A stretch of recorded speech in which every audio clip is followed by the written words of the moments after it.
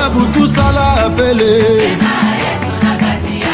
losango ya butu na tongo réponse Pharaon atelemi bema yese Goliath atelemi bema yese Bilaka eumeli bema yese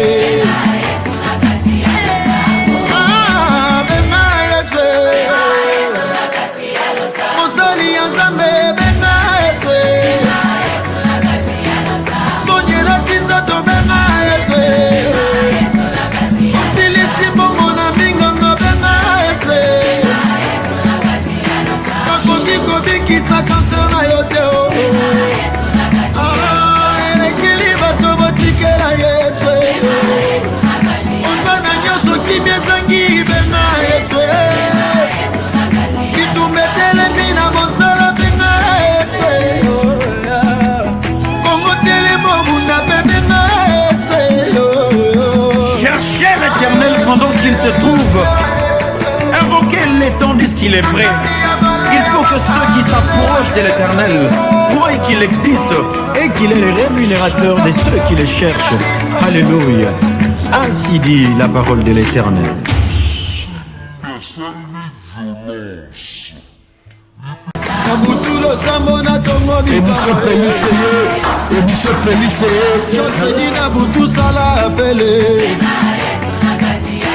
Losango ya butu na tongo réponse Pharaon atelemi bema yese Goliath atelemi bema yese. Bonjour, que le Seigneur vous bénisse. Télévision Mercure, que le Seigneur vous bénisse. Nous sommes en direct.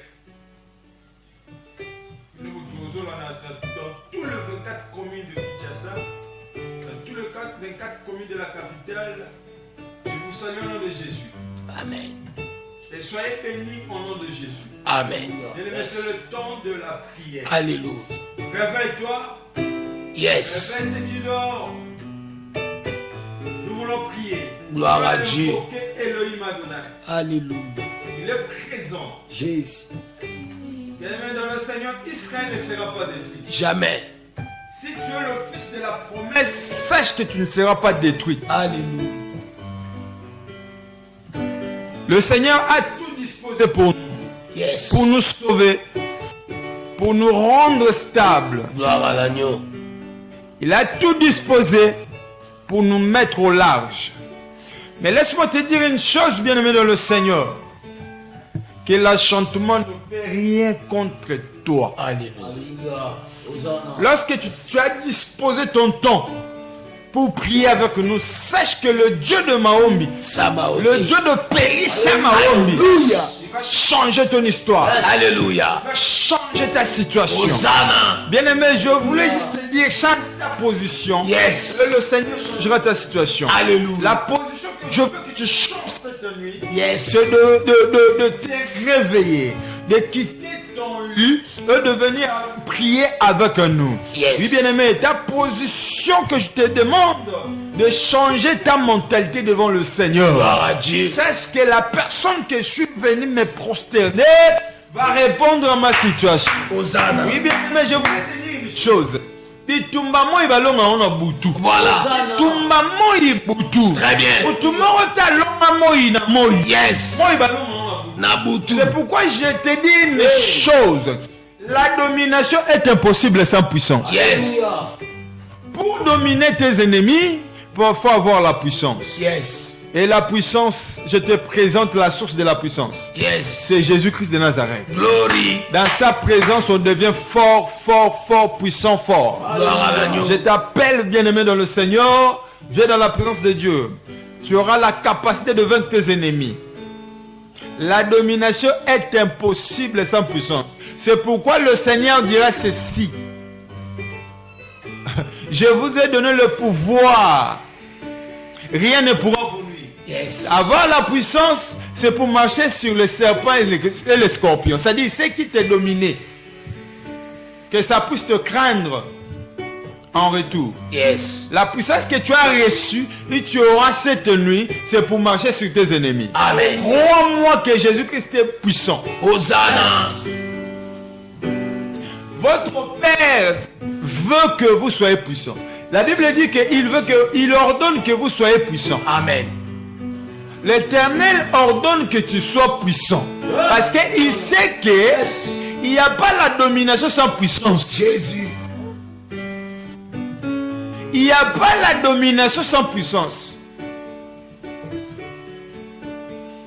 Oui, bien aimé dans le Seigneur, nous sommes déjà sur ce plateau. Je voulais présenter mes frères dans le Seigneur, les éminents serviteurs que nous sommes en ce moment avec eux. Nous allons prier ensemble, Yes. adorer le Seigneur ensemble et nous allons traverser la mer Rouge. Gloire à Dieu. Nous allons traverser les jours. Gloire à Dieu. Nous allons bien aimer dans le Seigneur avec Yes. les adorations. La mire de Jérusalem, de quoi? De Jéricho sera tombée. Sera tombé. À cause de notre adoration, la mire de Jéricho sera tombée. Sera tombé. Je te propose une chose, bien aimé dans le Seigneur. Enlève la fatigue qui te dérange. Alléluia. Ennemi non attend, oh, c'est la fatigue. Ennemi non attend, oh, les gens négligent sa prière, aux négligent un moment. Voilà. C'est pourquoi, bien aimé, d'enlever Agar et son fils dans ta maison. Yes. Sinaï, le Sinaï, c'est la Jérusalem terrestre Yes. qui est dans l'esclavagisme. Donc, ils ont déjà point esclavagisme. Dans cet esclavagisme, ils ont déjà point faiblesse. Le Seigneur veut que tu montes pour te atteindre cette de ta spiritualité. Mata. Tu dois prier na yo. Mata. Les numéros sont là. Mata. Nous avons 2 numéros pour vos appels. Nous sommes en direct. Hein? Yes. Aujourd'hui, c'est le 14 déjà. 14 octobre. Nous sommes en direct. Gloire à Dieu. Prie avec nous. Prie avec nous. Pelisa maombi ezapona yo. Yo Pona mutana yo. situation trouble yo. Hosanna, Hosanna, Alléluia. Ozana komina matete. Ozana maluku. Ozana njili. Ozana kimbonseke. Ozana masina. Ozana limete. Ozana yolo. Ozana ngaba. Ozana selemau. Bumbu. Giringiri. Ozana bandal. Ozana ngaliema. Monga fula. Entre. Ozana gombe. Na bengi okota na situation. Okota na mouvement oyo. Parce que déjà, Dieu a agité l'eau. L'ange est en train d'agiter les eaux. Si tu te plonges directement, tu auras la solution. Amen. Rien ne peut résister devant notre Dieu. Jamais. Oui. Bien aimé, nous sommes là. Tout est connecté. On est là. Oza situation pour t'agater. Yes. Oza bundo soba na bazate. Je te Voilà. propose une chose. Alléluia. L'amour va tous à connecter. Très bien. L'amour qu'a bien aimé dans le Seigneur. Bayiba yo bana. Bayiba yo mbongo. Bayiba yo misala. Bayiba yo Jésus. cette nuit même. Tout sera restauré. Alléluia. Crois-moi. Rocha. Crois-moi que tout sera restauré. Alléluia. Habitez. Papa frère, est-ce que tu as un programme, tu as un message à dire au peuple de Dieu? Merci. Faut qu'on t'aille un mouvement, oui. Merci, merci, merci. Papa la Moussa maman. Maman la Moussa papa. Papa Moboti la Moussa bana. Parce que l'été est arrivé. Nabiso que lelo. Eza oe les gars qui l'obité parce qu'il y a encore de nouvelles choses. Amen. Que le Seigneur vous a apporté aujourd'hui. Gloire à Dieu. Bien aimé, Boutou ya lelo. Bisoto lobaka yango eza conquête. Amen. Eza Boutou ya balongi. Amen. Nazo biso ke lelo. Ozo mana histoire ya longa. Voilà pourquoi, comme vient de dire l'homme de Dieu, faiblesse wana nde ennemi na yo. Amen. Pongi wana nde ennemi na yo. Amen. Ennemi na yo nde- Sala makasi. S'il faut même bien les défiler pour tout voyager nous ensemble pour que la réponse à tes problèmes, bien aimé dans le Seigneur, est la favorable, est la possible. To sengi kaka na yo réveil, la mouka soit position parce que le temps de Mayombi est arrivé. Amen. Il faut que Nzambe a motivé yo.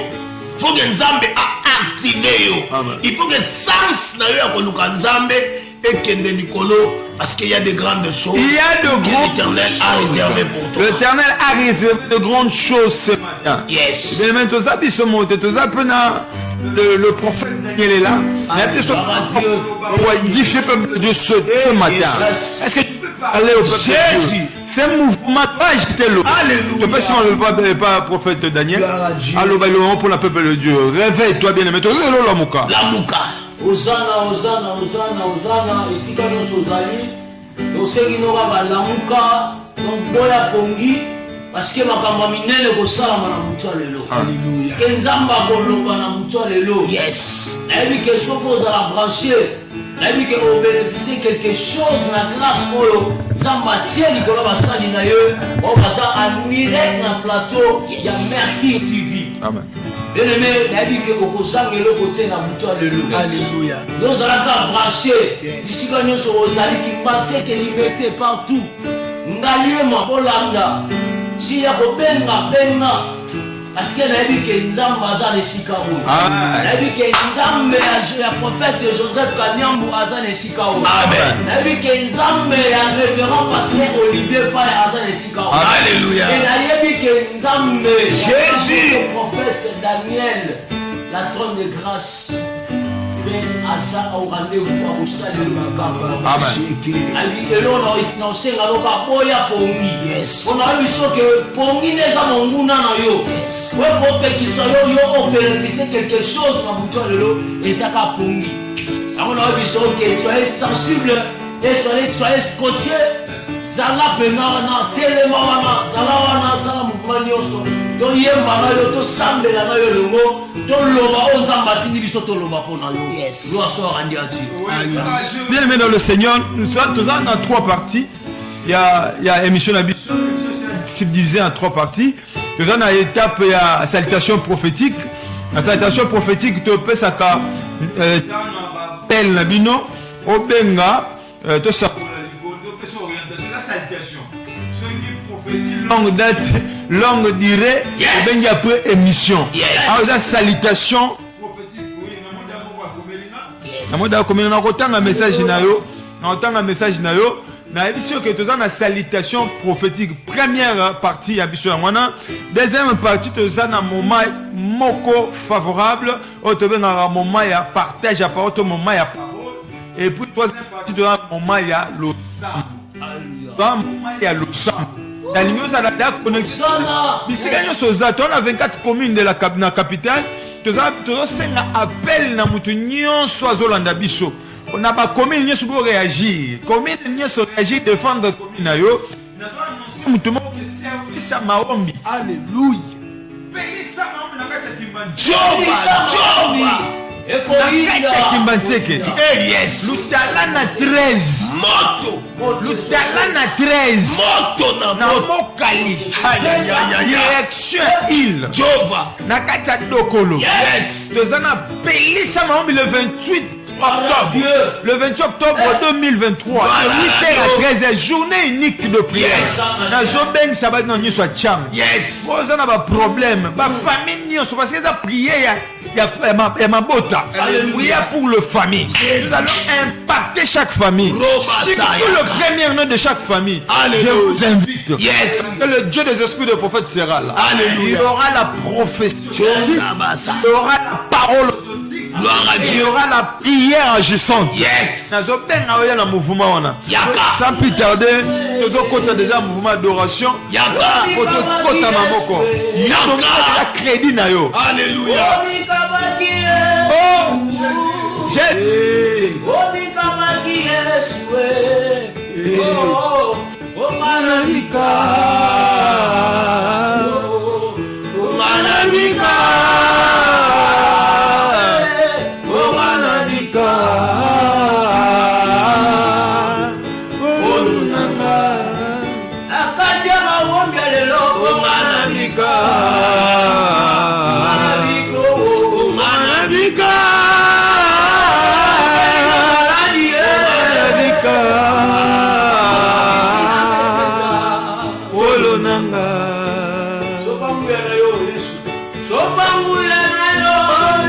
Soyez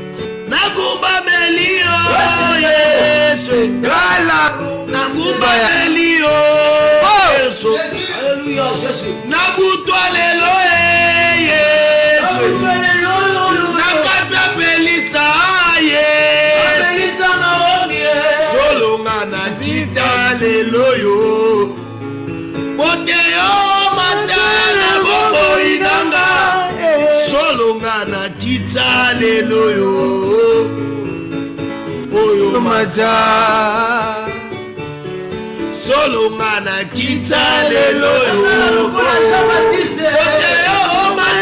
na makambo nanga solo mana kita lelo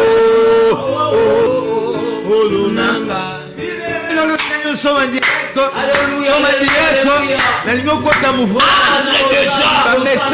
Comment message appelle et nous allons prophétiser. Alléluia. Nous allons prier. Nous allons orienter parce que ça réagissez là que vous avez besoin de direct. Alléluia. Numéro 1. Yo benga kaka là que vous avez direct salutation prophétique. Yes. Il y aura une orientation prophétique bien aimé dans le Seigneur qui t'attend. Mon numéro 1 que je suis 285 comme ce lobby. Bonsoir, la prière suit en direct depuis Selembao. Alléluia.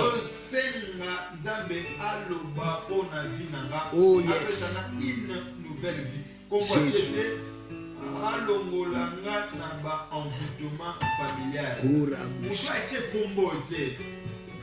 Je veux parler sur toi. Bien, mais là où tu es dans Selembao, je sais que tu es en train de traverser un moment difficile. Dans un moment où même dans le domaine financier, je voyais dans la famille Yoza la stable. Nyonso banda que resisarate sur la nzela. Mais le Seigneur me dit de dire ceci. Nous se connecter à une mission Oyo. Nzamba lola azo restaurer vinayo. C'est la grâce. Nzamba azo restaurer vinayo. Nous continue un mouvement Oyo, mouvement prophétique et localisé. Ndeko muso koti. Allo bien mo benga komonani. Allô? Alors, de konazo landa bina na ministre na landa bina na ministre. Kombo na yo na nyobengi biso wapi? Kombo na yo bengi biso wapi? La kombo na Louise Mwadi. Louise Mwadi yo bengi biso komini? Kabila na Lemba na Kankabila. Na Kankabila na Lemba. Mama Mwadi na Kankabila. Zamba lola tango zoloba. Alléluia. Tellement beaucoup plus dans le sang maman. Zambazo senga beaucoup via consécration le sambo parce que nous sommes liés na le sambo. Kobonga nous liés na le sambo parce que Nzambe azolinga akokisa wala kakio. Mais mungu azolinga l'action échec parce que dans un monde déjà 2022 et lequel on a bitumba 2023 au moins net si matin Nzambe azebi sanga ke yondo za mutu. Ce que tebi na le sambo même bana même libota na yo aura du succès parce que dans un monde bazo koma liko na yo robot Nzamba linga a stabiliser yo que le Seigneur vous bénisse. Maman dit, je prie que le Seigneur te stabilise au nom de Jésus-Christ. Amen. Tous continuez dans le Seigneur, émission Dieu. Tous le bas que rubrique ezali rubrique salutation prophétique. Ndeko mususu akoti. Allô, bien aimé bengi biso api komona. Allô. La cité verte. Oui, c'est le frère. Papa. Comment on a fait fiston? Frère fiston. Comment on a fait fiston? Frère fiston oui. Na cité verte. Nous avons pas le frère fiston. Tango zobe na frère fiston, nous avons zoé bisanga que talela na makamu sur ça talela. Komi tu na mitunate. Parce que normalement, on est peut côté en ligne semaine passée dans l'émission à mercredi. Le Seigneur tentait de me dire que rien n'est trop tard et pas ensemble. Dieu peut commencer avec toi-même na âge à souka, na troisième âge. Dieu peut commencer avec toi. Ne minimise pas Dieu. Ne néglige pas. Parce que normalement, mituna mingezo mataka liboso nzambe. Ozo mituna ba question. Parce que nzambe azana posa na yo. Mais laisse-moi te dire une chose. Celui qui a commencé cette bonne œuvre en vous la rendra parfaite. Nzambe n'aime toi aussi ça o banda na kata vi na yo. Soyez si que machinyo so sala. C'est entre les mains de Dieu. Amen. Que le Seigneur vous bénisse. Nous sommes en direct, bien-aimés dans le Seigneur. Yes. Salutations prophétiques. Ben si kanyo sozali. Ah déjà na yo ki ba lobi ke. A ben ya parti à Cité Verte, Selembao. Seulement mususu ben a komeli biso ki manifestez-vous. Manifestez-vous. Ange aningi si déjà maï. L'ange de l'Éternel est présent. Soyez connectés, nous allons prier ensemble avec vous. Nous allons prier ensemble avec vous. Vous réagir parce que l'ange a agité l'eau. L'ange a déjà agité l'eau parce que l'esprit prophétique est avec nous. L'ange de lumière est avec nous. L'ange de ténèbres qui m'a déjà marqué parce que le Seigneur est présent. Oh yes. Bien aimé dans le Seigneur, tu as salutation prophétique. Au béni t'orienter. Oh le Seigneur signaler que c'est possible. Numéro nous sommes en direct. Nous sommes en direct. Bien sûr que le dernier jour, jour tu as un peu absent, mais tu as déjà. Tu as en direct. Nous sommes en direct. Nous sommes au berger Joseph, le prophète Benjamin Kanida. Bien aimé, nous sommes en direct. Comme la bicho, Benga bicho, et nous allons orienter. Oui, bien. Pourtant, ils ont poussé, on a bien aimé dans le Seigneur. Tu peux faire la rubrique au poteau, tu es connecté na bicho. Banani baza prier na bicho. Parce que aujourd'hui, tu as atteint le chambre là. Alléluia. Atteint le chambre parce que nous avons réclamer.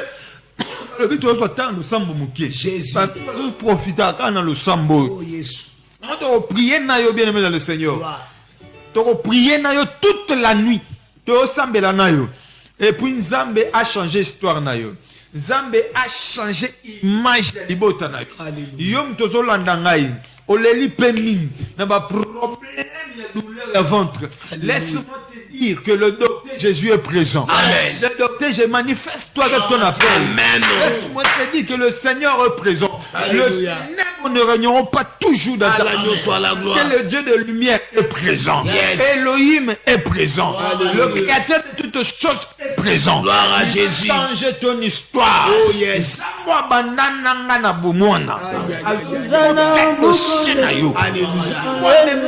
Douleur de renfantement na bazar. C'est sa douleur ya vie na yo. On va bien aimer dans le Seigneur. Nous réagir. Que Zolanda Bichon en direct. Ne fût-ce qu'une minute au signaler. Quand on a raison, quand on a quatre mouvements, Zambalola a kozangate kopambola yo. Papa Faya ni no ko na Nzambe. Je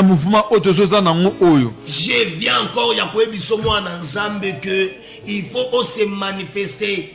Il faut se manifester et zola ki Nzambe que nazana posa na yo. Il faut se manifester et zola ki Nzambe que na okoka kokanga misute soki yo Nzambe okatili kamunanga te. Même ozana hôpital ozobela baminga ngesi ba déclarer balobi pona yo elike ya guérison ezate. Mais je voulais te dire, docteur Jésus Azalia, Munganga Baminganga Zali, Nazolinga Kesiko Zali, ça quand même une réaction. Où est-ce que vous êtes prêts, vous êtes connectés pour la réponse, pour la solution, pour le soutien. Naza sûr, Nabiano Nzambe, Nabinayo, Nabutu Alelo. Manifeste-toi par manifeste-toi, manifeste-toi. Qui m'a dit que vous Massina. Roshandarabas. Tu as mis dans le monde de Komoko avant ton quota. Merci. Allô, bien, les bien de Komonai. Ah, Kimbate. Merci. Le Seigneur vous bénisse. Pelissa Maombi. Allô. Pelissa Maombi na Kimbate que le 28 octobre. Samedi 28. Allô, comment on a eu Odin? Comment on a un frère fils? Le fils na Kimbate. Oui, papa. Nous avons un frère fils. Le Seigneur me dit ceci. Avec moi, on a de grandes choses. Amen, papa.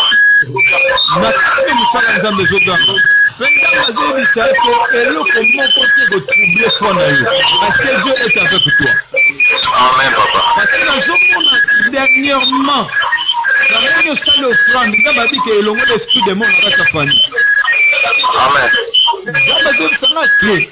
Toi lelo eza pour toi ko ndamba zoni atindi monje ndeko zabongo na mona monje pene na yo na mission moko kaka mission nzamba tina bia longolaka ombre na moliputa moko mundu zo finika Mais nzambe azobisanga ke atindi monje po alongola on a butu alelo.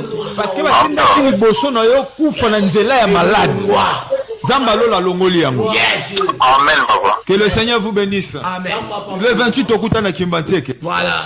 Mais nous sommes en direct. Que Zali Kimbantseke nde réagir. Yes. Dans la poche à Massina. Massina. Njili. Qui cherche. Qui cherche. Alléluia. Nous avons pour ça pour réagir. Réagissez-vous. Nous sommes en direct. Yes. Et les mecs, nous sali 7 jours dans mon Eh, pour nous reconnecter.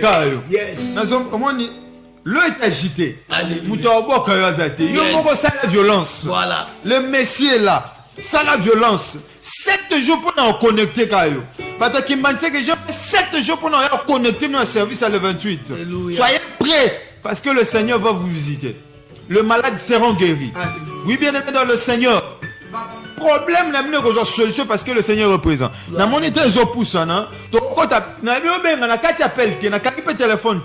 Vous êtes aux autres côtés. Nous sommes en direct. Yes. Les autres côtés en mouvement déjà, ils région de mission appel pour signaler que aux en Merci. Nous sommes même en adoration pour écouter Eh, yes. la parole de Dieu. Jésus. Alléluia. Soyez connectés avec nous. Liboso na yo. Natatoli monene na yo. Zabina Biso tokumbami ogumbami. Liboso na yo. Tata totatoli monene na yo. Zabina biso tokumbami ogumbami. Liboso na yo. Totatoli monene na yo. Zabina bobo. Jésus. Togumbameli yo Yesu. Anjola Jésus. Una ekulu Togumbameli yo na butwa lelo Yesu. Una Oh Yahweh. Yahweh, Yahweh, Yahweh, Yahweh, Yahweh. Yahweh. Alléluia. Oh Sanjola Sanjola. Sanjola Sanjola. Sanjola Una ekulusu. Una eswakufeli. Bato mabenyosa. Uba mosusuba Roba sekendere boshela baba. Kele badeja na mbetwa maladi wana. Ora bashendere bo. Jésus. Yes. Jésus. Jésus. Oh Sanjola Sanjola. Sanjola. Una ekulusu. Una yeswa kufeli. Bato mabenyos. Jésus. Ezali na yo. Ezali na yo. Zambe na bomo. Oh yes. Elikana yo epai na Yesu bien-aimé. Zambe. Zambe batelaka banana yo. Soko yo. Obateli. Elonga ezali. Zambe. Zambe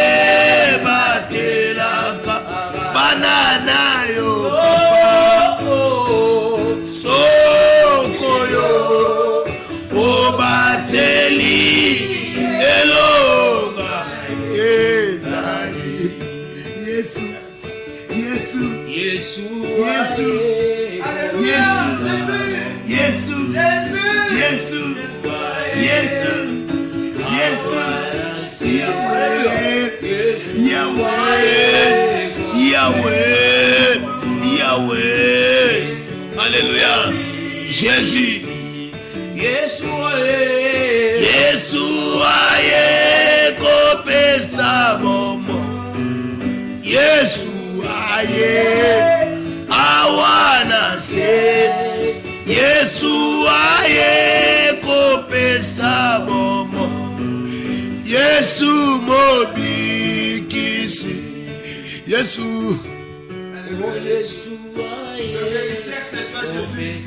Tu seras guéri là où tu es dans les... Alléluia. Dans les lits. Croyez, bien-aimé. Là où tu es, quelle que soit la durée de cette maladie, il est venu. Yesu aye kopesa momo.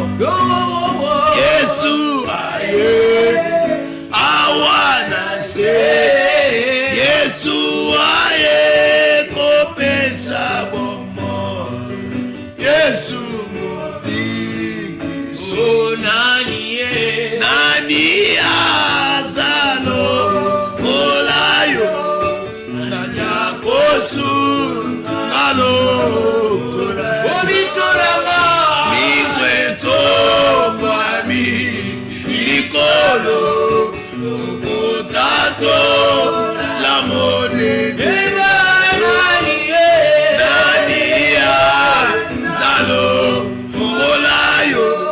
Nanya kosu galo olayo. Mizweto mwami likolo. Potato la monede na yo. Komonayo zambe seko na seko yokumama. Komonayo zambe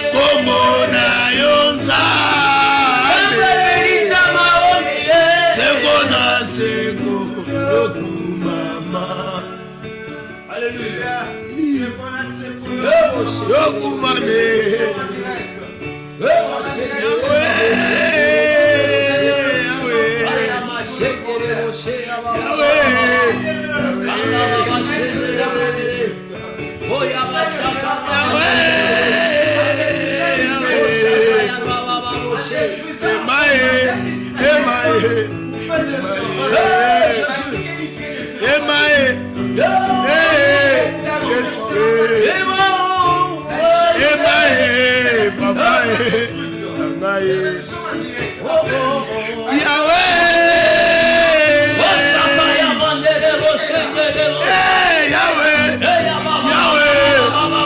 L'Esprit de Dieu est là.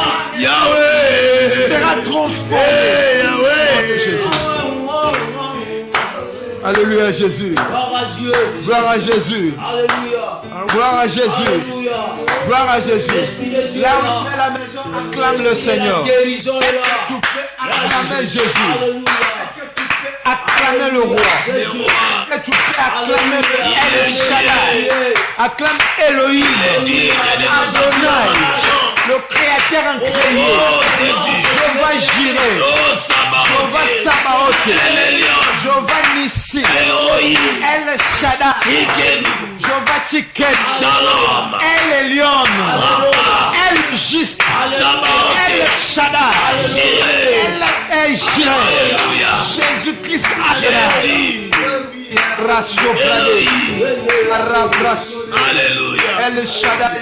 Alléluia. Bien-aimé dans le Seigneur, Jéhovah. je sais que nous avons le El Shaddai. Alléluia. Un Dieu qui a de mamelle. Oh, yes. Je l'appelle comme ça. Alléluia. Un Dieu qui sait allaiter. Alléluia. Il m'a allaité quand je suis encore Gloire à bébé. Dieu. Quand j'étais encore bébé spirituel, Alléluia. il a disposé le lait nourrissant Oh, pour Ramandaria. les nouveau-nés. Kéma. Il m'a nourri.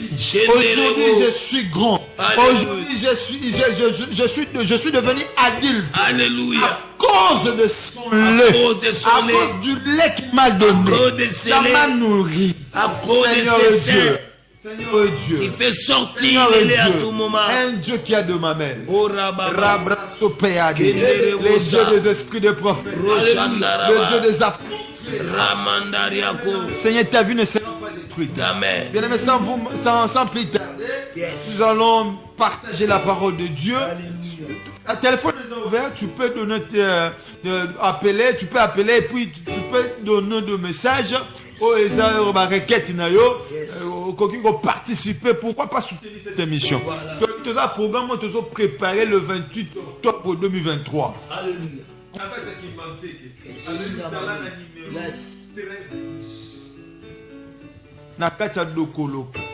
Référence c'est ça comme moko. Na direction à il. Bien-aimés dans le Seigneur, nous sommes là. Nous sommes là dans l'église de Jésus-Christ Emmanuel. Nous serons là. Nous serons là. Nous serons là. Lorsque vous avez la cité de la grâce, c'est-à-dire là, il y a la grâce. Il y a la provision. Il y a la providence. Oui, bien aimé dans le Seigneur, il y a la providence. La source de grâce, c'est la réponse à tous nos problèmes. Yes. Déjà, la source intarissable. Alléluia. Les sous piscine, il faut manger qui t'a dit. Alléluia. La source intarissable, c'est la grâce. C'est une source de la grâce. Hosanna. Il y a l'abondance. Que le Hosanna. Seigneur vous bénisse là où vous Voilà êtes. Dieu, Papa merci. Joseph nous a montré les sangambo ya mutu moko ana maladi ya myom. Yes. Donc ndenge za wana bisika azali bayebisaki ke so opérer maladie wana ya myom akufa. Mais ndeko wana aolanda biso. Yes. Mais nalingi ka esika azali po nzamba oyelisanga. Nzamba olobelanga Ya- mpona ye. ya rabaso. Mais bisika ka azali abenga mpe tosamba nzamba oyebisanga ke tosambeli mpona ye. Myom wana ekolimba. Yes. Yes. Isika Yes. azali abenga. Yes. Abenga na mobali. Amen. Nzamba kofumenga. Que le Seigneur vous bénisse. Yes. Alléluia. Yes. Gloire à Bien aimé Dieu. dans le Seigneur, écoutez. Roshabasaka. Écoutez-moi. Le haut aux partagé chrétien. Comme la deuxième rubrique, deuxième partie, la parole. Tout a été créé par sa parole. Amen. Même la guérison, c'est la parole. Il ordonna et les malades guéris. Amen. Les malades ils étaient guéris par sa parole. La guérison entra dans le corps du paralytique par sa parole. La femme à la perte de sang, c'était la parole qui a guéri. Bien aimé, je sais une chose. Même la lèpre peut être guérie par sa parole. Bien aimé, je sais une chose. Que la parole que je t'annonce cette nuit, c'est une parole créatrice. Ça va créer un nouveau départ. Alléluia. Cette parole va créer l'argent dans ta tête. Gloire à l'agneau. Cette parole va créer des entreprises. Ça va créer. Cette parole va créer un mariage. Alléluia. Alléluia. Cette parole va créer. Que cela crée au nom de Jésus. Cette parole va créer une Que la parole crée au nom de Jésus. parole créatrice. Alléluia. C'est cette parole qui a créé toutes choses. Alléluia. De l'autre, nous partagé. Au nom de Jésus. Psaume 27. Merci. Psaume chapitre 27, Alléluia. le verset 4 qui dit. Nous lisons au nom de Jésus. Amen. Écoutez la parole. Yes. Je demande à l'Éternel une chose. Faisons la psaume 27, le verset 4.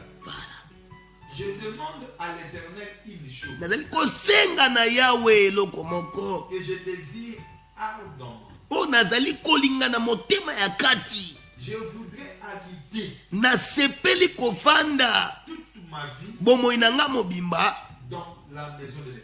na kati na ndako na Yawe Nzambe. Contempler la magnificence de l'Éternel. Mpona kolandelaka bolamu monene kitoko na ye Nzambe. Pour admirer son temple. Mpona kolingaka vraiment mingi lolenge tempelo na ye ezali. Car il me protégera dans son tabernacle. Pamba te ye akobatela ngai na kati na mongombo na ye. Du malheur, Mokolo ya pasi il me cachera akobomba ngai à l'abri de Satan. na kati na elili ya ema na ye. Il m'élèvera sur un rocher. Il m'élèvera sur un rocher. Ye akotombola ngai likolo na libanga. Et déjà ma tête s'élève sur mes ennemis. Mpe deja moto na ngai ezali kotombwama ezali kotombwama likolo na bayini na ngai. Les ennemis qui m'entouraient, Bayini bazali konzinga ngai. j'offrirai des sacrifices dans sa tente. Ngai nakoya na libonza na kati na ema na ye. Au de la trompette. Na ntango kelo ekobeta Je chanterai, nakoyemba je célébrerai l'Éternel. nakosalela Yawe Et Nzambe. l'Éternel Mpe Yawe écoute ma voix. akoka mongongo na ngai. Amen. Amen. Bien-aimé, c'est la parole du Seigneur. Nous rendons gloire à Dieu. Yes. Écoutez bien, aimé dans le Seigneur. Nous sommes là. Yes. Aujourd'hui, nous sommes là. Alléluia. Tout ça, tout le bel qui fait de l'éternel tes délices, il donnera ce que ton cœur désire. Tout le bel qui, le mercredi, que le désir, ce que ton cœur désire, c'est ce que l'éternel va accomplir dans ta vie. Yes. Mais il faut qu'en premier, il faut d'abord qu'on commence à y sur le rôle qu'on va poser à Goliath fou. Nous allons poser à Goliath biloko oyo linga makasi. Alléluia. Pour ça, il faut aller comme d'hab chaque jour. Yes. Nous allons poser à Kolala, na poser à Kosoko, na poser à Kosama makambo oyo linga kawana. Yeso comme suko plat ya yambo. Fais de l'éternel tes délices. Hosanna. Il donnera ce que ton cœur désire. Asante sana. Yeso comme poser motema na yo. Voilà. Asante. Pesa oyo to ozulu. Okozanga nini? Pese motema na yo. Essayez motema na yo. Fongolela esika bien-aimé. Écoutez bien aimé dans le Seigneur. Alléluia. Cette nuit, Jésus. si tu crois, tu verras la paix. Amen. Si tu crois, tu verras la gloire de Dieu. Gloire à Si Jésus. tu crois, ma ramouche, ils allaient délire. Yes. Ils allaient affranchir. Affranchir. Ils allaient libérer. Libéré au nom de Gloire à Jésus. Dieu. Écoutez bien aimé dans le Seigneur. Je demande à l'Éternel une chose que je désire avant. Je voudrais habiter toute ma vie dans la maison de l'Éternel. C'est-à-dire, pour David, habiter dans la maison de l'Éternel, c'est avantageux. Pour lui, il a des intérêts dans la maison de l'Éternel. Voilà. David avait des intérêts. Tout intérêt. Écoutez ce que David dit. Vraiment. Oui, dans la présence de Dieu, je serai là pour contempler la magnificence de l'Éternel. Oh yes. Pour admirer son temple. Alléluia. Ndako na ye. Nayokaka bien. Ntango na ye wana na bozali na ye. Ah, le 28. Alléluia. Dieu. Alléluia. Ceux qui n'ont sepela na ndako na ye. Voilà. Ceux qui n'ont pas na ndako na ye. Aosani. Dans verset 5, il me protégera. Voilà. Gloire à Dieu. Voilà. Très profond. Voilà. Dieu se trouve dans sa présence. Amen. Quand tu entres dans le tabernacle, c'est dans sa présence. Alléluia. Il y aura la protection. Voilà. Amen. Oh. Au jour du malheur, quand le malheur viendra, comme au Salanda, au dans la présence chaque fois. Alléluia. Bamu Yesu. Voilà. Il s'élèvera. Bamu Yesu. Bien assuré. C'est clair. Alléluia. C'est-à-dire que la présence de Dieu nous assure. Voilà. Pour Gloire à David, Dieu. son refuge c'était la présence de Dieu. Alléluia. Pour David. Dans la présence de Dieu, Voilà. c'est un refuge pour les affligés. Alléluia. Donc le refuge des fugitifs, c'est Jésus-Christ. Alléluia. Et qui ne le Yes. c'est Yesu. Yesu. David Yesu. a une révélation. Ebomba melo. Pour ne pas t'aimer, bitumba je l'ama. Pour te na kima bitumba oyo. Vraiment. C'est là que la présence. Nakende pa. Hosanna. Na ba na otala. Voilà. Ndaku na ye. Eh. Na dibika ka ko ndenga construire ngo. Voilà. Na mona arc chaque côté. Très bien. Na mona ba table les ba loi pembeni. Voilà. Gloire à Dieu. Ba ustensile et ba sacrificateur. Alléluia. Et c'est mon nom. Et c'est mon nom. Voilà. C'est ça ka mouvement wana. Il a kobatela. Voilà. Mais les sous-sous, il me posera dans ce tabernacle au jour du malheur. N'attends pas passe à battre la main. Puis, deuxièmement, avantage à présence de Yahweh, il me cachera sous l'abri de Satan. Oh yes. Alléluia. Alléluia. Mille à ta droite, mille à ta gauche, tu ne seras pas atteint. Parce que tu es protégé. Protégé. Battez la main. Alléluia. Bakomona yote. Cache-toi. Cache-toi dans la présence de Dieu. Oh yes. Bakoya 1000. Bazonga nzela moko. Amen. Gloire à Dieu. Écoutez. Il me lèvera sur un rocher. Oh Seigneur Jésus. Oh yes. C'est-à-dire quand tu es faible, tu entres dans la présence de Dieu. Jésus. Ça y est déjà un rocher. Alléluia. Une pierre. Yes. une chose qu'on met sur une fondation. C'est la fondation de toutes choses. Voilà. Babi, la pierre qu'on rejetait, c'est ce qui est maintenant la principale de langue. Voilà. Libanga baboka qui n'a pas tongé comme le principal pour nous retonguer langue. C'est-à-dire, Bible est sur le papier le sous-sous. Ndako ba tongi likola zéro. Et quoi y a mon pépé? Na mon pépé. Mais on va tenir Nicolas Libanga. Attends mon pépé. Et quoi y a-t-il? David avait une révélation. Alors il me cachera sous l'abri de Satan. Il me lèvera sur un rocher. Alors quel est le misana Nicolas Libanga? Quel est le tempête qui vient sur sa vie parce que vous avez quoi Libanga? Alléluia. Okima Yesu. Cette pierre c'est Jésus-Christ. Amen. La pierre angulaire. La pierre principale. La pierre de l'âme. C'est Jésus-Christ. C'est pour qui donne la potion. La Bible dit ceci. Oh yes. Lorsque Balaam envoya Balak maudire Israël, la Bible dit ceci. Tant Balaam a dit que j'ai observé, j'ai observé ce peuple. C'est un peuple mis à part. Ils sont assis sur un rocher. Jésus. Et j'ai observé encore. Jésus. Ils sont sur une haute colline. Alléluia. Basé Nicolo ya colline, Nicolo Libanga. Alléluia. Ce qu'on a maudire, ndengeni ba o nzamba maudire. Ça dit tant que placé ba on liko rocher, ça dit à maudire ba moté. Alléluia. Bien aimé. Alléluia. Les intouchables. Les intouchables. Si on peut placer le quoi Libanga mta aussi moza. Alléluia. Tu es intouchable au nom de Jésus. Écoutez la parole de Dieu. Yes. Alors, yoga assurance. La présence de Dieu, c'est une assurance. Voilà. Une assurance. Voire même, c'est la foi. Alléluia. Oh yes. Parce que la définition de la foi, la foi est une assurance des choses qu'on espère. Une démonstration de celles qu'on ne voit pas. Alléluia. C'est une assurance. Et il était assuré. Yoga alors, déjà, il confesse déjà, déjà ma tête s'élève sur mes ennemis. Alléluia. Mais la présence de Dieu, c'est l'assurance. Et la présence de Dieu. Alléluia. Dans la présence de Dieu, dès que tu entres dans la présence de Dieu, sache que tes ennemis sont vaincus. Amen. Tes ennemis, ils sayotent. Parce que tu es dans la présence de Dieu. Amen. Dieu va imposer la couronne sur toi. Voilà. Lorsque je suis dans la présence de Dieu, mes ennemis se dispersent. Amen. Dieu. L'Éternel renverse mes adversaires. Alléluia. Oh yes. Il combat mes adversaires. Yes. Je célèbre juste la victoire. Jésus. Oui. Dans la présence de Dieu, il y a l'avantage. Il y a le bénéfice de la présence de Dieu. David dira ceci.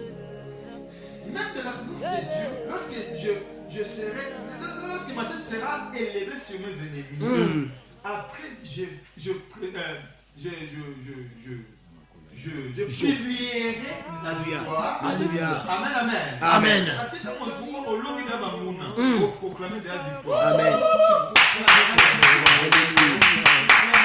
La trompette de Jésus. Alléluia. Alléluia. Yes.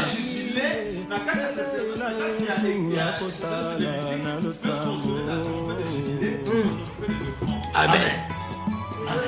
Yes. Alléluia. Très bien.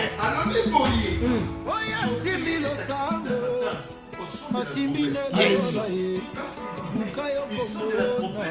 Alléluia. Alléluia. Gloire à Dieu.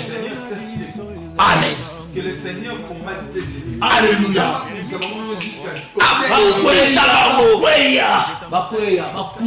Après la victoire, c'est les chants. Gloire à Dieu. Bien aimé dans le Seigneur, je voulais vous dire que non, j'aimais ça à moi. Bien aimé, que c'est terrible dans l'année d'aujourd'hui. Yes. Parce que dans un yoka ndeli komia zoloba. Que tant nazo yana katina emawana. Quand je viens dans sa présence, je me sens déjà que ma tête est au-dessus de mes ennemis. Bien aimé, il n'y a pas les efforts à faire. Yes. Pour toi, entre dans la présence. Quand tu es dans ta présence, je voulais te dire, quel que soit le niveau de Bangunya, Ata bazana balabala, Ata bazana famille papa na yo, Ata bazana famille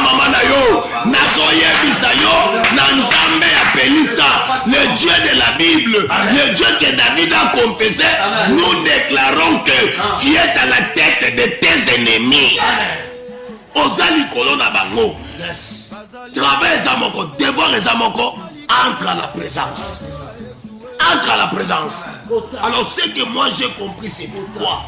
La Bible dit, quand tu es dans la présence, maintenant ta tête est au-dessus de tes ennemis, il y aura maintenant une sonnette de trompette.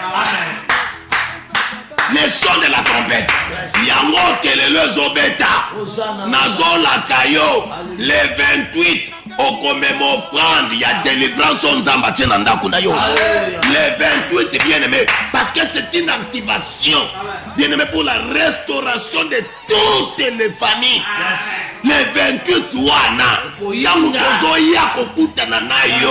Je te le dis, à quittant ta maison, vous allez venir avec une offrande qui viendra confirmer que tout ce qui te faisait mal, tout ce qui t'est bloqué, nous se bandons pour l'Elisa, nous se kanaki bananayo, nous se bébisaka ya malonga, et s'il y a Nzambe ya pelisa, à sembo loboko na ye, à la kisinguya na ye, parce que yo kontra kana ta présence na ye.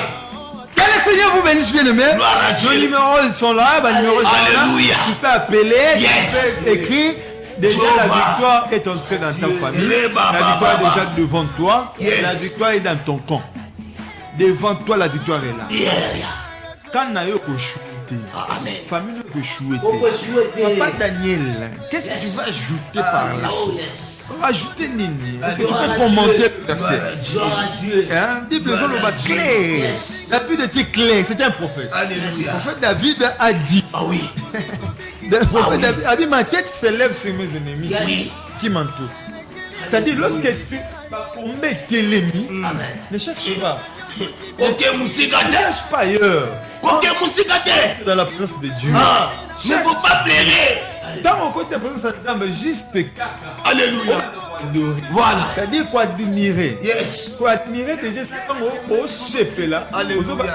Et là, comment qu'il y a mon kito. Ah, Nzamba qui est là. Mundo vient pour nous Donc, quand tu adores, tu loues le Seigneur. Directement, il faut déjà dire à tes ennemis que Moussala Punda. Moussala Punda.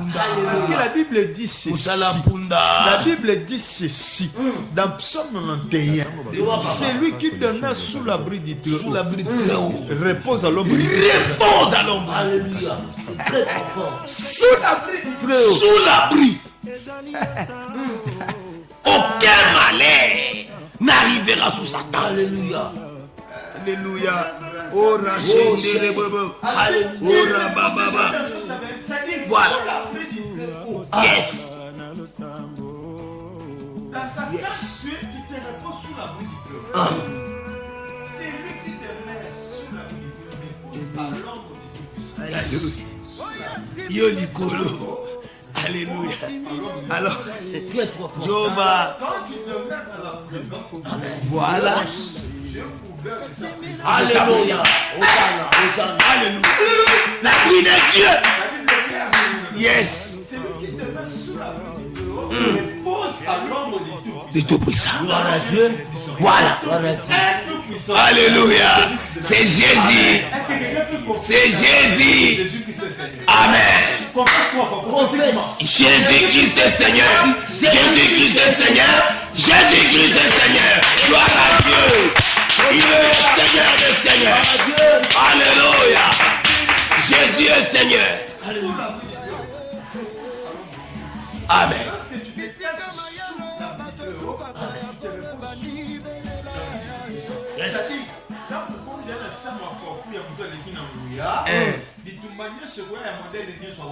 Abolonga. Yende mukamakasi na yo. Yesu elombe. Kota na bwi na ye. Hey.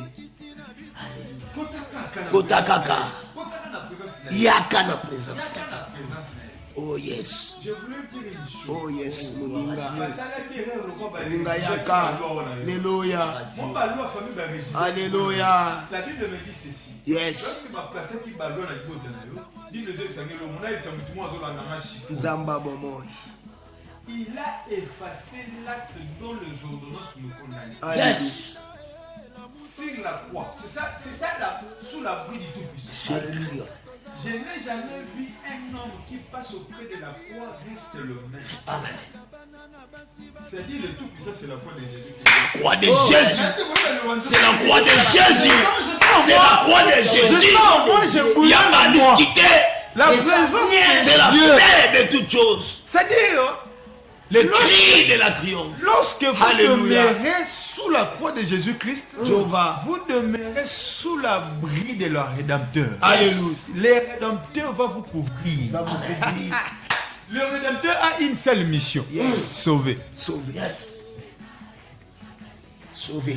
Un Rédempteur a une mission de sauver. Amen. La rédemption, c'est l'œuvre d'un Rédempteur. Amen. Sauver. Que le Seigneur vous bénisse sur Mtokoti. Amen.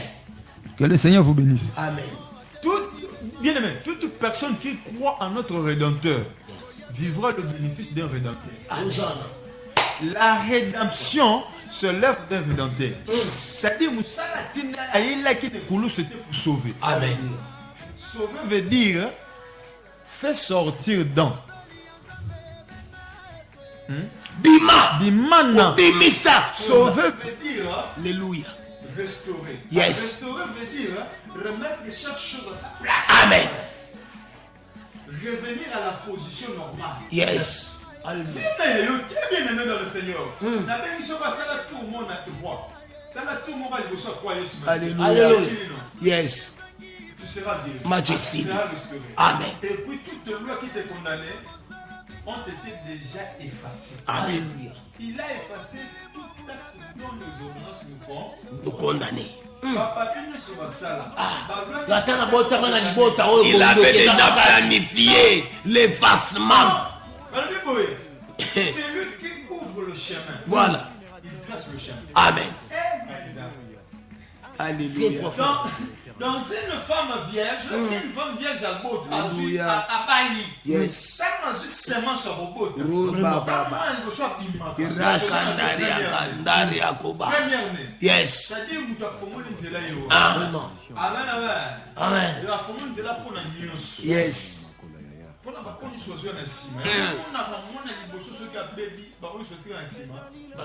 Très profond. Moi, je sais que notre grand frère a formé la suite d'un tigre. Yes. Yaya na biso. Ya malamu. Ya Jésus. Alléluia. Jésus. Voilà. J'annonce à l'église corps de Christ, nous devons protéger la réputation de notre grand frère. Alléluia. Et nous devons aussi protéger sa femme. Amen. Qui est l'église. Yes. Notre grand frère c'est Jésus. Très profond, Alléluia. papa. Et sa femme c'est l'église. Ça va pas nous Le le papa. Seigneur vous bénisse. Amen. Gloire à Dieu. Ola pambola yo. Kembona ya. Eh yes. Dieu, nazosenga Nzambe apemisa moto destin ya diable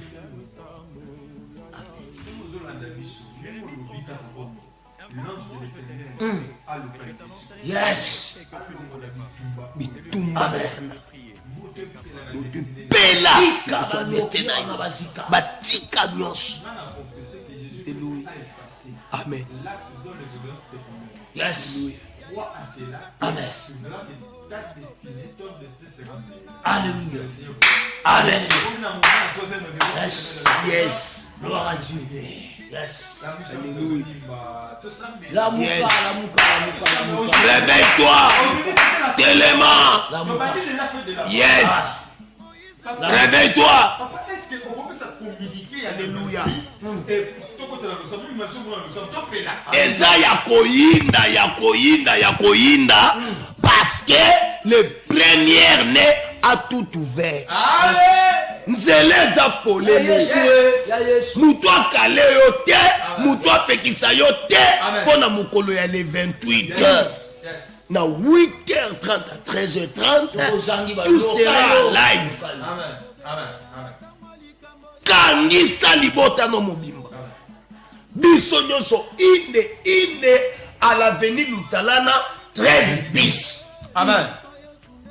Dans l'église de Jésus-Christ Emmanuel. cité de la grâce. Amen. Référence, tu es bisaki yo et aka moko Roots Mokali. Amen. Soko ye Roots Mokali. Olobi ke bola kisangai direction il. Amen. On va vous amener à l'église. Amen. Bien aimé na zo biso ke ba surprise a minene o nzambe a bombelio.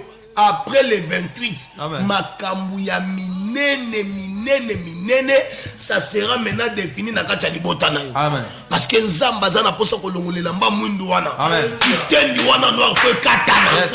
Mabala ya bana no fe fongwama. Amen. Misala bana no fe fongwama. Amen. Via libota no fo eya na polele. Yes. Bien aimé bonyo kwa mingi. Yes. Bachaki bino na boumbu mingi. Amen. Bakotaki bino na via ba rekabit. Amen. Mais il y a un prophète. Amen. Il y a un homme Amen. de Dieu Amen. que l'Éternel avait établi Amen. comme étant Jérémie de vous, qui est le berger Joseph Kanyam. Bien aimé dans le Seigneur. Au nom ya Pelisa, moto ekopela,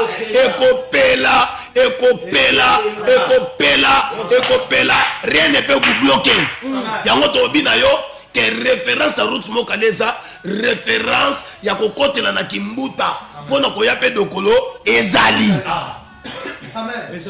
Quand tu arrives à Dokolo, demande l'avenue Lutalana, on va vous faire voir l'avenue Lutalana. C'est entre deux avenues. Avenue Moko Babenga Mobutu ya Munene, Oya Simanango ya Mwana Lutalana. Na numéro 13 bis, nde sika moto ya lo les autres anini, ezokita. Kozanga rendez-vous te. Kozanga rendez-vous te. Dans la devoir yango, yakaka ko contempler. Yakaka ko kotana ta présence. Je sais que tout ce qui reste, bakotonga vie na yo, lokola muto atonga mina libanga, oyaza angle, oyaza principal, oyaza sa forme. Et je sais que le rocher qui est notre Seigneur Jésus donnera une modèle na kata vie na yo. Ata babambo bakombo. Na ba bêtise ya Satana, il y a quelqu'un qui va arranger les rochers. Yo kozala likolo ne ye na se. Ye na zo pe so position. Au moins même j'étais pour vivre et senga musisa ezala ya bien. Njoka musisa na yo, place vie na yo ezoya kotongama kombo na ye Yesu Masia Nazareth. Ne ratez pas ces rendez-vous. Ne ratez pas ces rendez-vous. Soyez bien aimés connectés, soyez attachés, scotchés, et je sais qu'il y a des choses qui vont se commencer. Na buto alelo, na losambo alelo, l'Éternel est là. Nazana posa mosakola tindi kabiso muke, une révolution d'une chanson, oezo poussé biso sikoyo, toko tanakata mayombi. Telema, la muka, zwa position, potobandi. Yes, bien aimé Tobani déjà. Alléluia. Yes. Gloire à Dieu. Alléluia. Gloire à l'agneau de Dieu. Yes. Amen. Alléluia. Amen.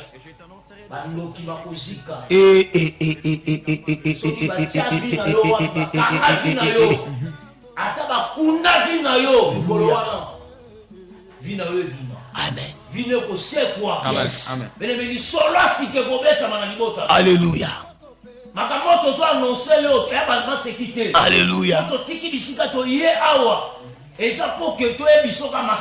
Voilà. Alléluia. Merci. Gloire à Dieu. Yes. Hey, yes. Hey, mandaria kose ya baba. 10 minutes à moto kaka. Yesu.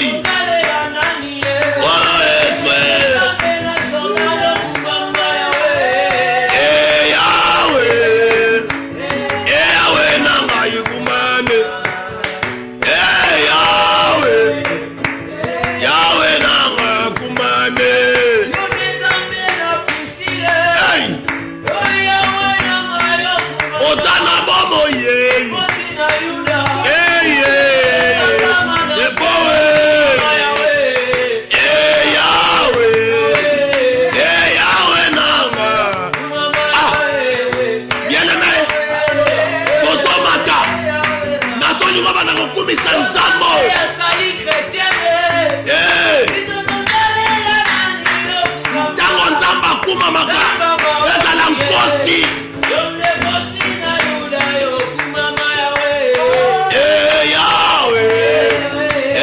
Yahweh nanga kumame Yahweh nanga kumame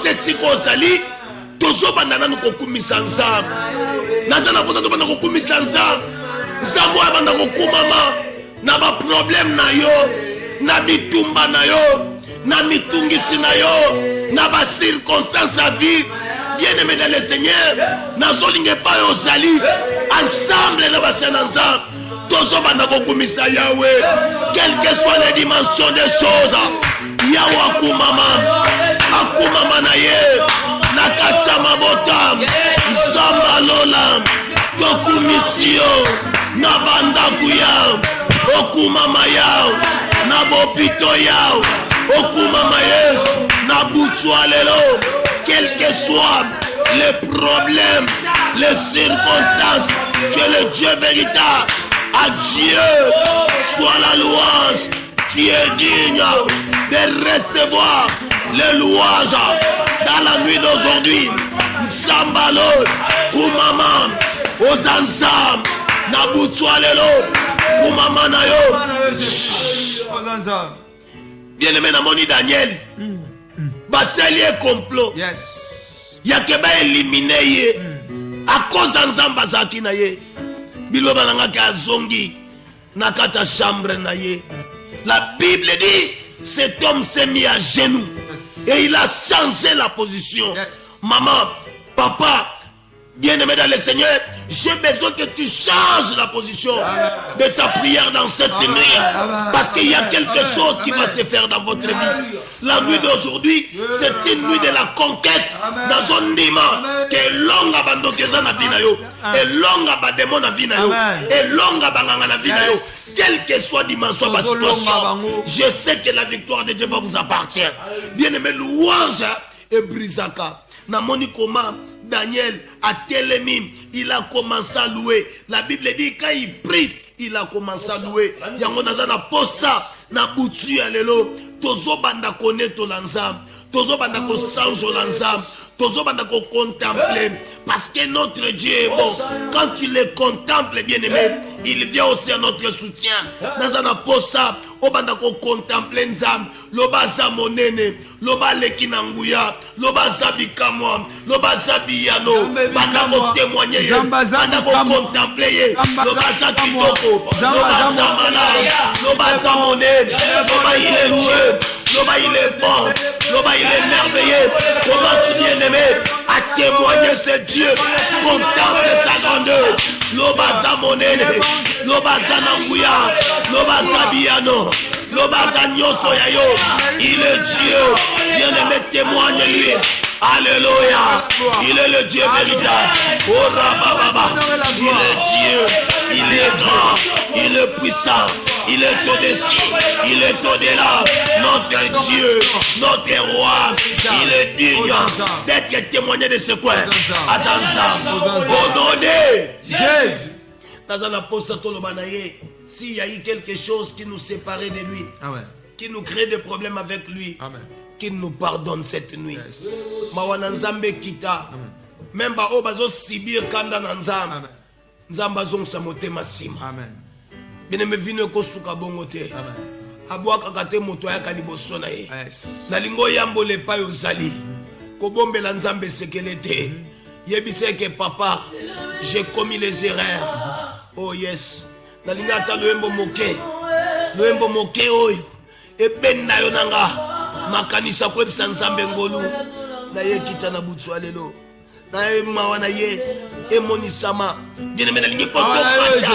Que la grâce de Dieu nous prenne la place. Ngoluna yo yao, mawana yo nzambe, likolo na biso yao, na mabota yao, otangela biso mabungate, toza basumuki, nzambe na lola, tozo reconnaître ma bête. La Bible déclame, si tu garderas les souvenirs de nos iniquités, qui pourra subsister, Seigneur notre Dieu, ayez pitié de nous, pardonnez-nous Seigneur, mawana yo ekita, na butswa lelo, na kombo Yesu, mawana yo salam, ngolu no na mabota, ngolu na yo nzamba bomoy, Yahweh yo kamawa, kotanga mabunga te. Ozali mokonzi na bakonzi elonga na ngai yokumame Nzambe ozali mokonzi na bakonzi elonga na ngai yokumame Obibisaka Daniele na kata libula bankosi nzamba lola yokumame mokonzi na bakonzi elonga na ngai Ana bakingaki ekomba zwa Samuel nzamba biya ne yokomame konzina na yo bikomba basimba nde mapasa oza nzambe na lole nzambi wanye na yo babegle nzambe na nga bamonana tuna bantime Yesu oyo konzina bakonzi longa na maye na yo bakatana makolo batambola tuna ya belle porte konzina bakonzi na yo bakufi basekwa nzambe nanga tuna mwana satene konzina tango ekoki bandoki nzambe basamba babali na butu Yesu nanga elonga na ngai mabala ya butu nzambe bana na yo bakangola maye tala ngonga ya ngoyo nzambe nanga nzamba pelisa papa kata baseni biliolo lekandi mabota zabalola nangaye bokozi Yawe kongwelongwa na molili ya bambule ebele tango yango tala bana na yo bakati bapongi bazali koyoka losambo nzambe na ngai biso tobelela nani tomateli yawa na kata ipene masie nzambe ya merikire nzambe ya pelisa mayombi yawe yokoma nzambe ya Joseph Kanyambu nzambe kibanjoji Yesu bandoki baloki peminge nzambe na lola ya kosale banzuma baloki basantu na yo mingi tango yango yo papa tala bambongo ya bato bakanga na banzungwe basinga molili ya kokata yango kite basusu bakomaka bampuku basusu bapese na ngakwa basantu nzamba lole cibanjoti Yesu papa na ngai yokuma yote nzamba Daniele nzamba kaninga bebe yokumare londesha mwana nzambi wani nzamba lobi awana zakobela na tango na bambeto maladi batelema batatola bawaye losambo bandoki bakangaki yango nzambe sikaela muka mafie ozali nzambe yoku umame yawe yoku umama yawe yoku umama yawe yoku ozali nzambe umama yawe yoku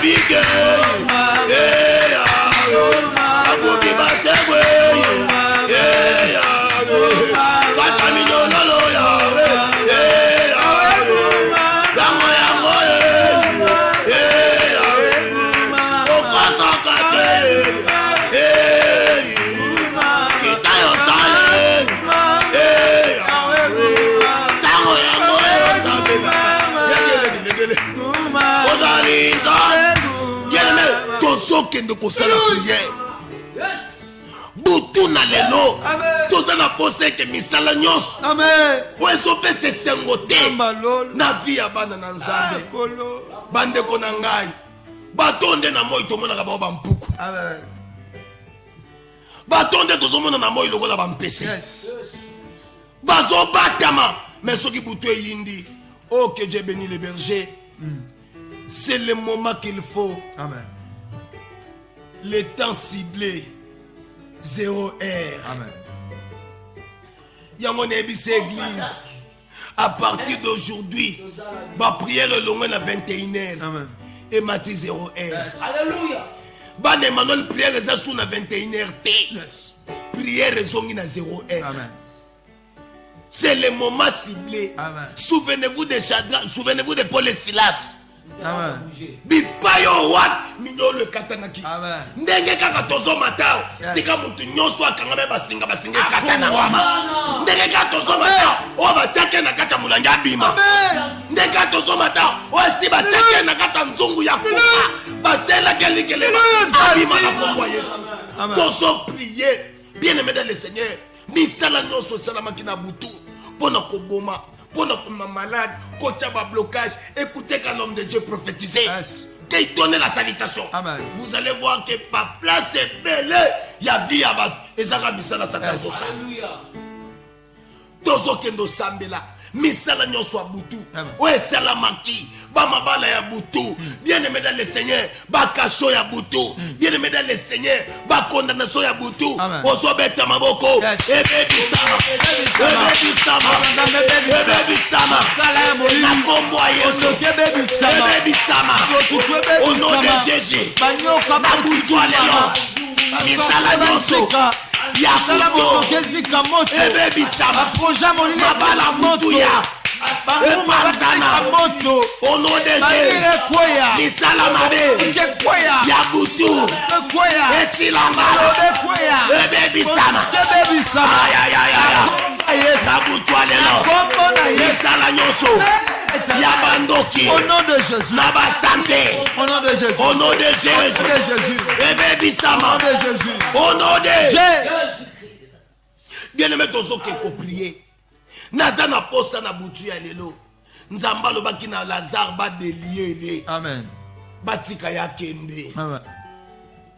Na butu ya lelo. Ba innocent nzamba kango là-bas. Amen. Amen. Bo baza ba victime. Ya kalali. Na basinga na nzoto. Yes. Na basinga na makolo. Amen. Bango bako kende liboso te. Amen. Bango bako bonga te. Amen. Bazoliera na mulai ya singa. Vina bango contrôler. Ba mouvement nyonso eza contrôler. Bien aimé dans le Seigneur. Tozo bondela. Na butu ya lelo. Basinga molile katana. Ekatana na maboko. Ekatana na makolo. Boba kanga lokola bantaba. Boba kanga lokola bantaba. Bien aimé dans le Seigneur. Bazole sabon na mulai ya singa. Bible solo baké. Il y a eu un agneau, bien aimé dans le Seigneur, au bord de la village, que le Seigneur avait envoyé les apôtres pour aller les détacher. Si on leur demande de leur dire que le Seigneur en a besoin. Yo mutozola na biso na kata ndak, nkolo azana posa na yo. Ozali teto limunene ya nzambe. Quel que soit niveau ya makambo be imposaki yo na buto lelo nzambe na biso zosila na yango. Ozoke ko prier basinga nyonso ya molili oyekanga ekatana ekatana ekatana ekatana ekatana ekatana basinga ekatana makolo ekatana ololeseki basinga malade basinga bobola basinga échec basinga échec basinga pena na butu ya lelo ekatana ololese ekatana ekatana ekatana na kombo ya Yesu na kombo ya Yesu na kombo ya Yesu basinga onozoya bakanga na kombo ya Yesu na kombo ya Yesu na kombo ya Yesu na kombo ya Yesu au nom de Jésus. Bien-aimé dans le Seigneur, ekosila wana te. Bible zobake mpunda wana yende nkolo azalaki na posa amata likolo na ye. Amen. Tokomi na tango esengeli bato nyonso bazolanda biso batémoigner esengo ya Nzambe ya Pelisa. Nzambe apelisa esengeli amema mabale esika mabale ezalaka su te. Esika vi ya prière esila Nzambe apelisa azoke koactiver. Bien-aimé bazobake c'est le fer qui aiguise encore une autre fer. Dans un posa na buto alelo Nzamba sa la activation de puissance. Activation de puissance.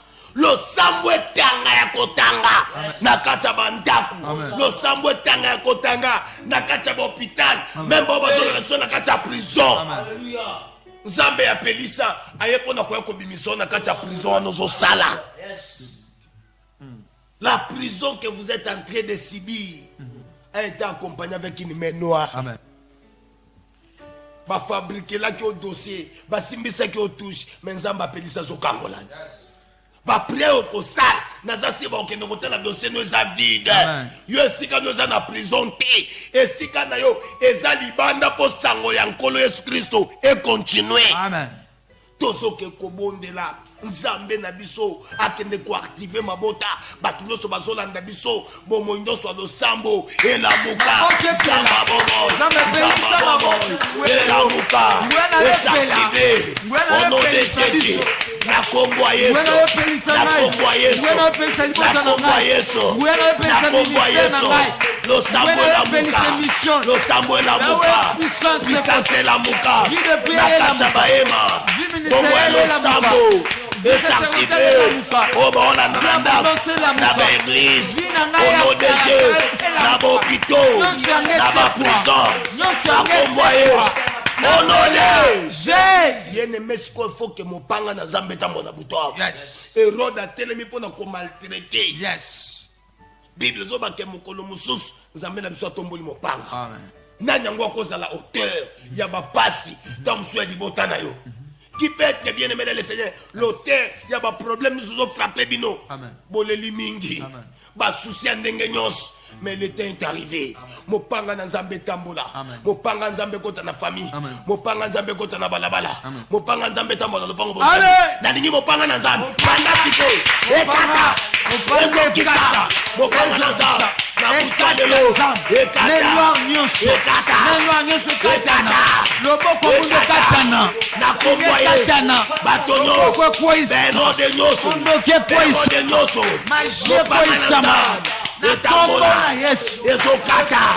Les auteurs de malheur au nom de Jésus na kombo Yesu opanga na Nzamba momo.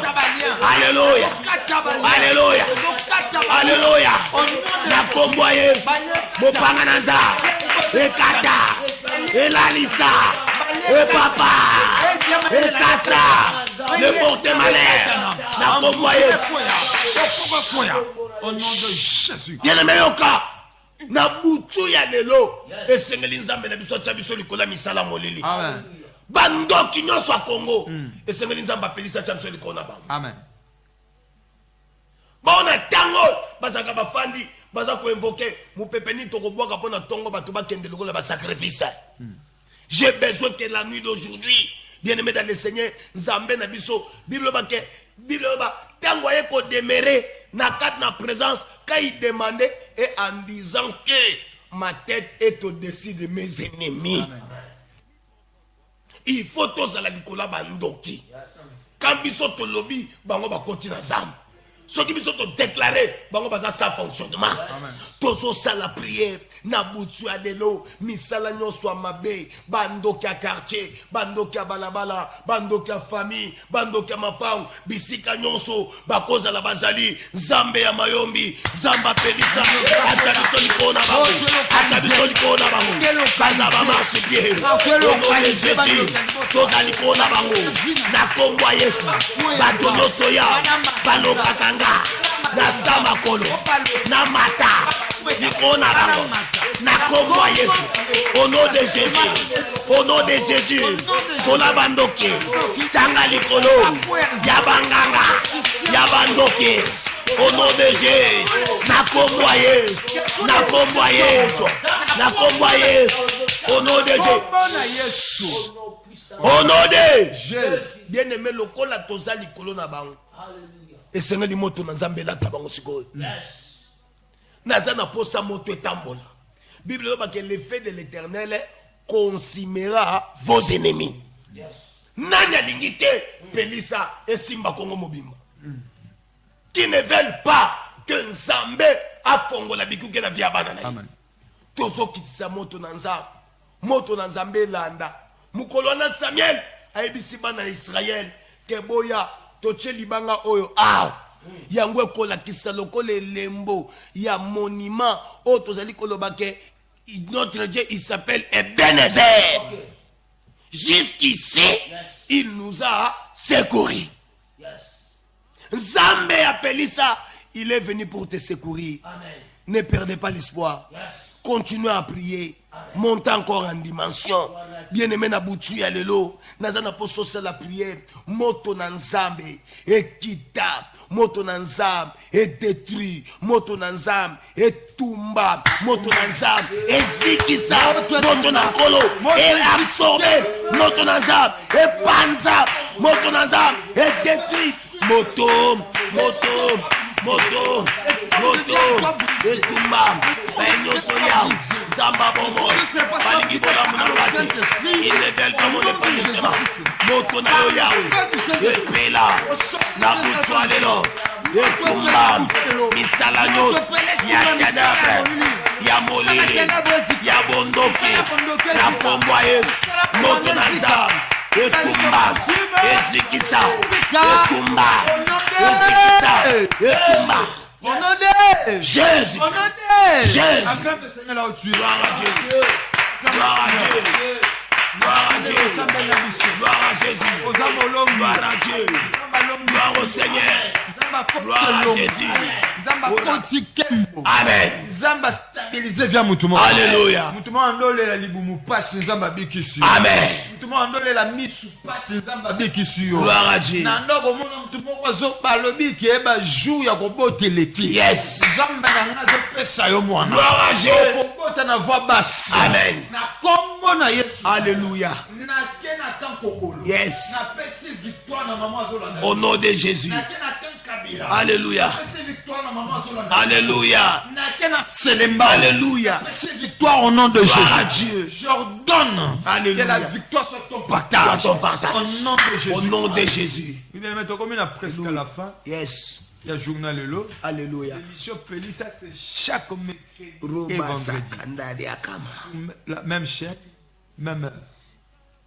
Bien-aimé dans le Seigneur, il faut au Péli, ça monte jusqu'à ce que Jésus soit confondu. Yes. Jusqu'à ce que moi, quand il a libéré à moi. Alléluia. Toi, le Lelo, Boutou a bouleversé. Vous avez bouleversé dans mon ténèbres. Alléluia. Vous le verrez dans la marche dans le jour. Amen. Bien-aimé dans le Seigneur, il fait jour. Que nous devons profiter pendant qu'il fait jour. Yes. Bien aimé, quand la nuit vient où personne ne peut travailler, profitons quand la gloire de Dieu est là. Quand la grâce est là. Quand nous avons l'accès auprès du peuple, profitons. Chaque mercredi et vendredi, émission Pelissa Maom. Alléluia. Ma numéro on a. Alléluia. Même après émission, au Kobenga, il y a 24 sur 24. Yes. Ils sont connectés. Yes. Il y a Benga Bisso. Benga tout va problème qui est chaque mercredi vendredi ils sont connectés dans la télévision Mercure. Tous allons en direct. Tout comme on a presque à la fin de notre émission. Avant de clôturer, on a si papa a sa adresse, a sa programme communiqué pour notre programme du 28 octobre et puis nous allons clôturer. Merci beaucoup, vraiment berger, que Dieu soit loué. Amen. Et que le Seigneur vous bénisse tous partout où nous vous suivons. Et Nzambe oyo to bele na butu ya lelo azan Nzambe asali makamine asali makambo kokamwa na bomo na biso. Bien-aimé dans le Seigneur, je sais que c'est par la prière rien que la prière, que tu peux avoir la victoire dans votre vie. Alors, Toto signalo boy. Lelo, ils ont déjà samedi. Bon abandeko nyos, oyo bazali convaincu ya ko sambela, ya ko luka nzambe, okoki pe ko rejoindre biso lobi dimanche. Kuna na 4 avenue Lutala na 13 bis, na quartier Gisantu, tous allons déjà ensemble na présence ensemble. Okoza lozana Changu, okoza lozana Mwamba, okoza lozana Lukunga, okoza de partout na ville à Kinshasa, et que vous êtes convaincus, il y a kotambo na biso ensemble. Je pense que ce qu'on rejoindre biso na église de Jésus-Christ, Emmanuel Cité de la Grâce, au cause de la décide chaque dimanche, tu vas la prière à partir à 7h juste, puis à 10h30, quitte na biso esili, tu tika na rapona kolande la baka, ozana posa ba orientation ba scène nzambe, ozana posa ba conseil, ozana posa ya prière, je sais que nous allons vous accompagner. Vraiment, naza koyebisa biso bana na nzambe, tozanga te na milulu munene oyo Pelisa abongisi le 28 octobre oyo kozala livré kuna na kat na église de Jésus-Christ Emmanuel Cité de la Grâce na kat na quartier Kisantu et sur l'avenue Lutala na 13 bis. Vraiment, soyez motivés, soyez encouragés. L'Éternel des armées est avec nous. La victoire et nous est certain. Je sais que Boutou Yalelo et Longa Yango Nzamba le Beponayo. Que Dieu vous bénisse. Vous bénisse. Je ne sais pas, le prophète Daniel, tu as dit, on a auto-clôturé pour la mission. Merci beaucoup, Berger Joseph. Moi, je suis que ça va que nous avons évité mon tour. Nous avons aussi des points partout. Ici, Kawazali, dans le programme où nous avons Maombi. Pelisa Maombi na kata Kimbanseki. O babenga ngo Pelisa et babenga ngo Pelisa Kimbanseki.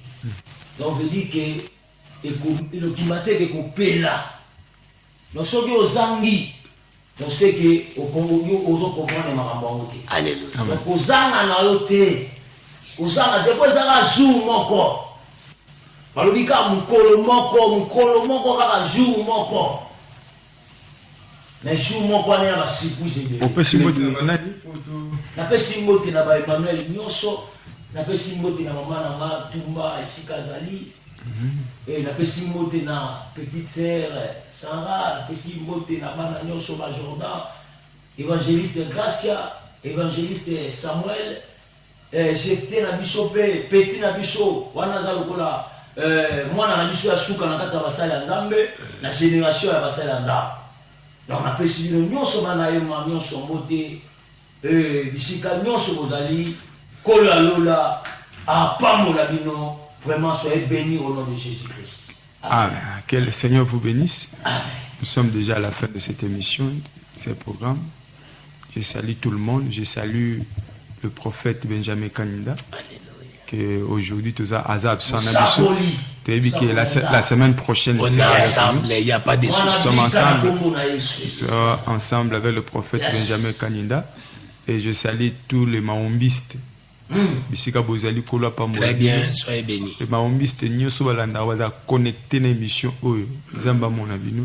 Vous avez soutenir de loin ou de près. Zamba Pambola, ma famille, la famille Kanyambu.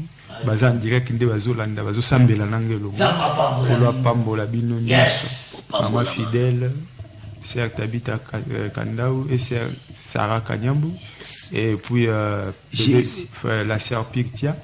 Que le Seigneur vous bénisse. Nous sommes bazolanda émission Pelisa Maombi Nzambe akokela bino avec l'ingénieur Christopher, ingénieur le plus compétent. Que le Seigneur vous bénisse. Il bénisse vraiment. Que le Seigneur vous soit favorable. Na basa na nzambe nyonso pe ba dirigeant nyonso ya Canal Mercure Télévision, na bosanité notre directeur John Kabamba et directeur de programme le papa Brad. Que le Seigneur vous bénisse. Nous puissions ce espace pour nous édifier, pour nous bikisa bana nzambe, pour nous orienter bana nzambe. Rendez-vous à Moko le 28 octobre 2023 na kati ya Kimbanteke, ils ont dénommé Pelisa Kimbanteke. De l'émission Pelisa Maombi na kati ya Kimbanteke, ils ont journée ngomba. tombe à ta montagne de prière pour aller être placé sur un rocher. Là, sur un rocher, l'achantement ne peut rien contre nous. Amen. Parce que nous serons placés sur un rocher. Amen. Les prières agissantes d'un juste a une grande efficacité. Venez, nous allons prier. Yes. Nous allons implorer la grâce. Alléluia. Nous allons changer les choses. Et le Seigneur nous a donné le pouvoir de pardonner même nos péchés.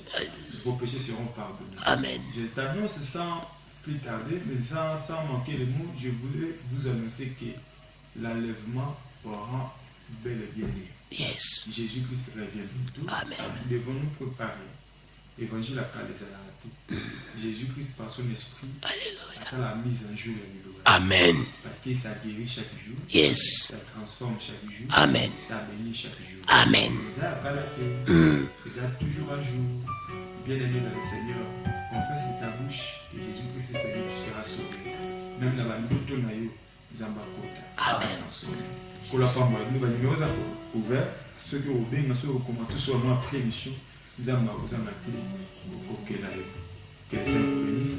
Te couvre mercredi prochain. Ciao. Émission Pélicé, José na butu sala apele Losango ya butu na tongo réponse Pharaon a telemi bema ete